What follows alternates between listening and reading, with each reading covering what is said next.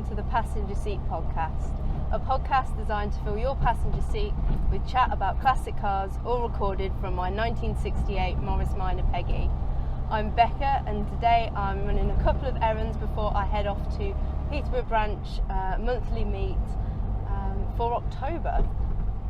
And I'm here today to welcome you to Series 6 of the Passenger Seat Podcast, give you an exciting update about what we've been up to whilst we've been away, fill you in on all the things you've missed, and let you know what you can expect in the upcoming series. So we wrapped up Series 5 with the announcement that I was going to be starring on an episode of The Repair Lot, and obviously since then I've now watched it, and it was really exciting to see how Peggy and myself were featured on the episode, the work that was done on Peggy, and how enthusiastic and lovely the mechanics were about working on Peggy and getting her improved for me.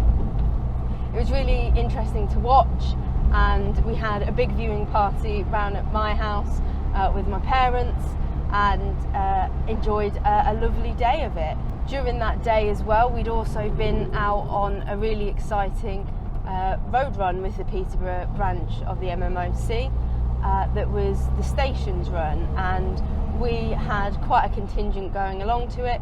So I was in Peggy, Jamie was in his Spitfire, and my sister was in her newly acquired Hillman California, joining our big family fleet of classic cars with her first classic in the interim between the series.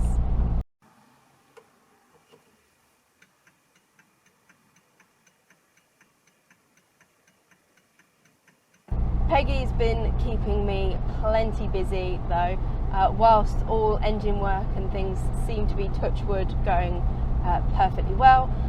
We've had a few other little things crop up.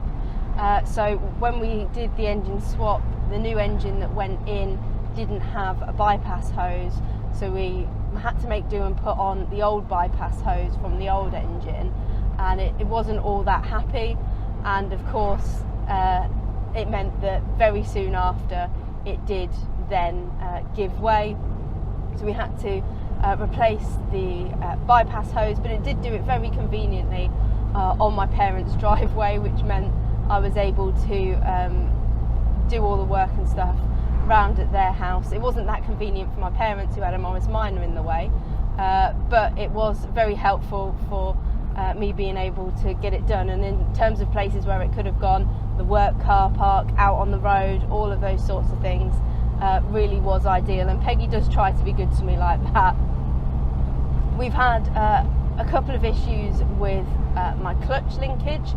The clutch linkage we noticed when we did all of the engine work and stuff over summer was really quite worn, and so what we did is got a replacement and fitted that.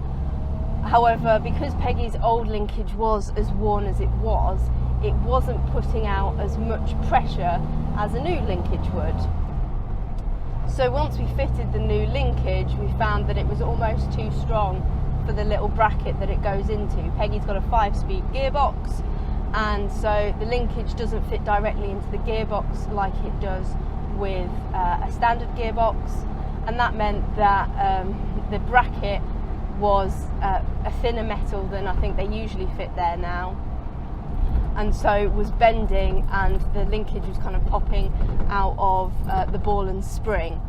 So we've come up with a fix for that and braced that piece of metal against the gearbox, and you'll hear more about how all that went down and how we ended up fixing that in next week's episode, because it all happened on a trip down to Whiteweb's Transport Museum in London with the MMOC young members, and that seems to be holding up perfectly. It's not a long-term fix, but it's doing the job, and then when Peggy has her big restoration next year, we will replace that bit of metal with a much firmer bit of metal that will hopefully hold up to the use of a clutch much better than the piece that's currently in there.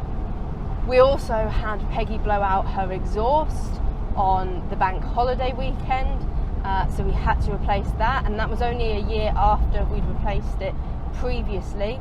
So ESM were really good and just sent me a new one, as long as I sent them photos of what had happened to the old one, so that they could claim it back from the manufacturers. And that was really interesting, and I think it's a good example really of how far I think I've come, especially in this last year with the car. In that last year when the exhaust went, my dad and his friend who's mechanic did the exhaust for me.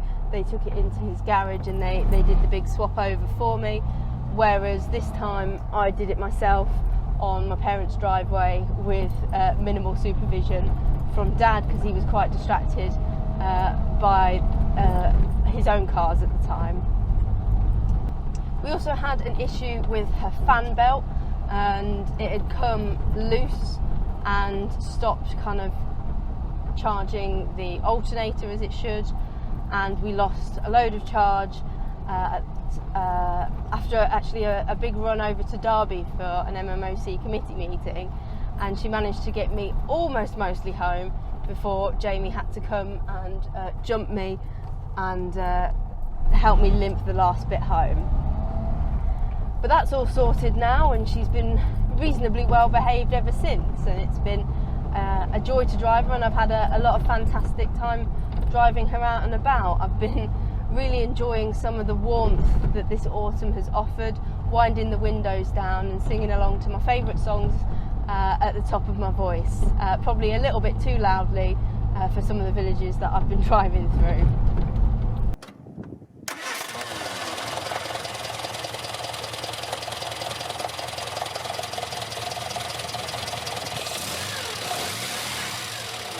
Aside from all things Peggy, I have been pre-recording a couple of episodes for this series, making sure that we've got some fantastic content and stories coming up, plotting a few other things that I would like to cover within this series, and also been really quite busy with all things NEC Classic Motor Show.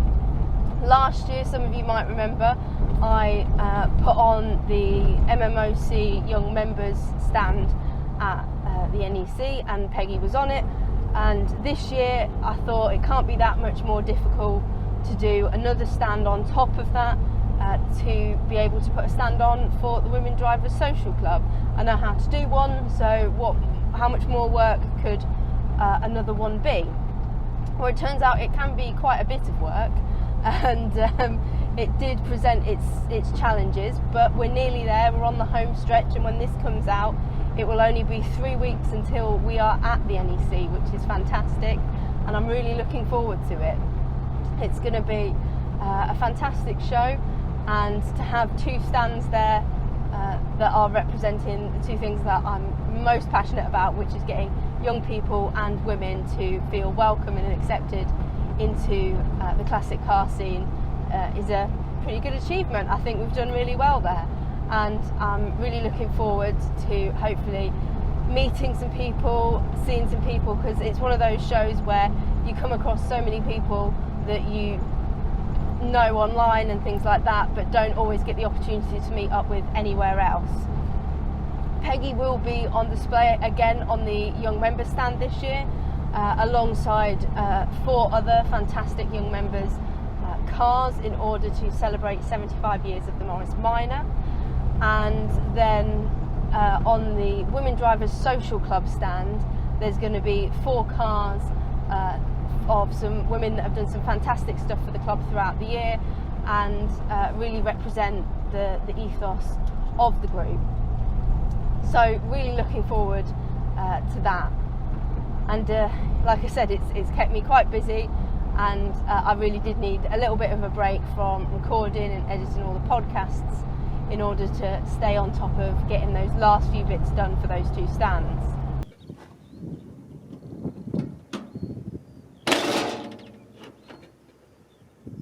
And perhaps my most recent bit of news is the fact that just last night, at the time of recording this, I found out that I am a finalist for the Royal Automobile Club Historic Awards Young Achiever Award, which is a really exciting thing. They've recognised the stuff that I've done with the MMOC and the stuff that I've been doing with podcast and the stuff that I've been doing with the Women's Drivers Social Club, and kind of put me on a finalist with a group of, well, it's 2 other entries, but 3 other individuals who have also been fantastically involved with the car scene this year, and their achievements being recognised. And we'll find out kind of how that all goes on the 23rd of November. So lots to look forward to coming up. And it will mean that I will hopefully be going down to the RAC for the first ever time and getting to have a look round, which I'm really excited for, because it is such a cool and important and historic place within automotive history. But I am ever so slightly gutted that Genevieve and the Spiker from the movie Genevieve will continue to elude me, as they are currently on display in the rotunda at the RAC, having missed them in the Netherlands earlier this year at the Lauman Museum, and they will have moved on, having completed the London to Brighton by the time that the awards take place. But one day I will be able to meet the 2 fantastic cars, hopefully.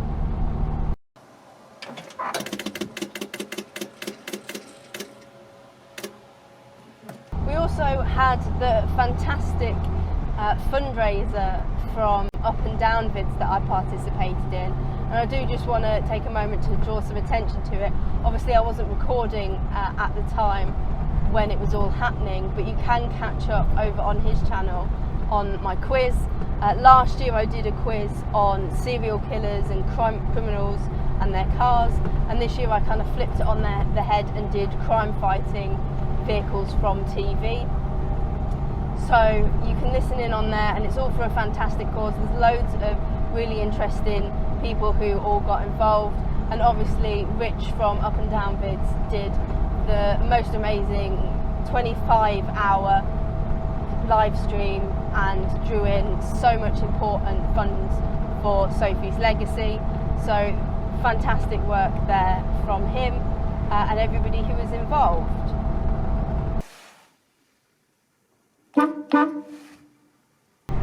We've got some fantastic stuff coming up in this series. Like I said, we've got a podcast coming up about the White Webs Transport Museum trip that we went to for Morris Minor Day. We've got a podcast coming up with some more detailed review of the Lauman Museum, which we went to in the summer. We've got hopefully some interesting interviews planned as well, and also everything that we're going to get up to. This winter is going to be, I think, a really special one, because it will be Peggy's last before her big restoration. I've got her pretty much until the end of this series is recorded, at which point I'll then have to start doing my part and taking her apart a little bit before I hopefully hand her over to have all of her welding done and all of her paint and stuff done as well. So it's going to be a big piece of work, and it's going to be so exciting to get her back. So obviously at the moment she's probably in some of the worst condition hopefully she'll ever be in, but still usable, still loving going out and about and enjoying her. But perhaps this time next year I'll be driving a very beautiful car that I might have to make some choices about when it comes to winter next year.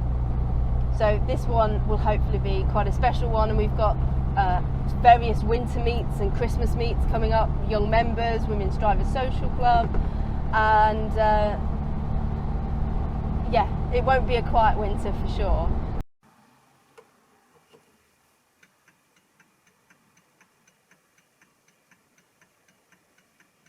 That's really my big roundup of everything that we've been up to whilst I've been away, and what you've got to look forward to. Thank you ever so much for supporting the podcast, continuing to listen in to me rambling away as I drive around, usually the Fens, but I could be anywhere. And I hope you continue to enjoy everything we put out there. And if you have got any requests or things that you'd like to see covered in this upcoming series, if you're on YouTube, drop a comment down below, or you can obviously leave a comment over on any of the social medias. But in the meantime, thank you ever so much for listening. Drive safely and happy motoring.